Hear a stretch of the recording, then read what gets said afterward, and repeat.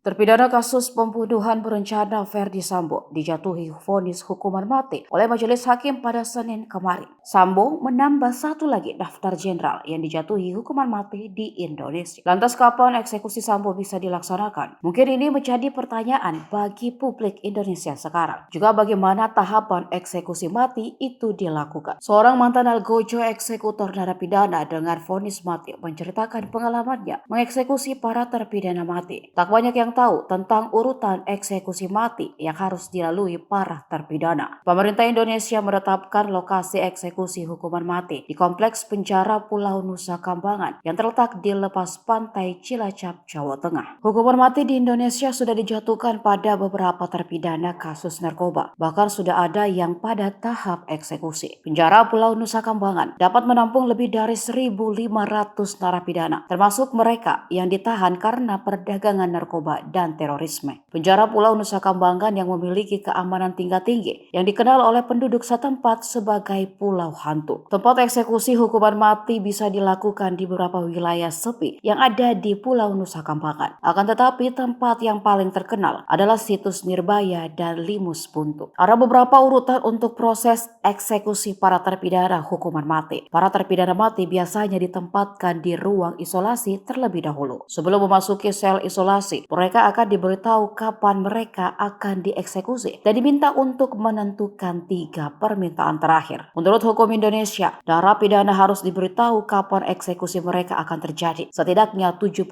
jam sebelum eksekusi hukuman mati dilakukan. Tugas dari eksekusi hukuman mati itu dilakukan oleh regu tembak yang berjumlah 12 orang. Dikutip dari Intisari dan The Guardian, berikut urutan hukuman eksekusi mati menurut mantan algojo. Pertama, sebuah regu tembak berjumlah 12 orang yang terdiri atas penembak yang sangat terlatih dipilih dengan 2 orang tambahan siap siaga. Mereka secara khusus yang dipilih memiliki usia 20 tahunan. Secara fisik dan mental juga harus cocok untuk tugas tersebut. Di tahap kedua, para tahanan ditutup matanya dan kebanyakan dibawa ke salah satu dari 2 bidang eksekusi, yakni Nirbaya atau Limus Buntu. Ketiga narapidana diberikan pilihan untuk duduk, berdiri, atau berlutut sebelum dieksekusi. Para penembak kemudian akan menembak secara bersamaan ke arah terpidana, membidik lurus ke jantungnya. Mereka jarang menembak meleset karena sebelumnya diberikan pelatihan tambahan untuk mengasah keterampilan menembak. Menurut beberapa sumber, hanya 3 senapan laras panjang yang diisi peluru, sementara 9 senapan lain diisi peluru hampa. Narapidana harus mati dalam 1 menit. Jika terpidana tidak langsung mati, seorang penembak dapat diminta untuk menembak kepala terpidana tepat di atas telinganya.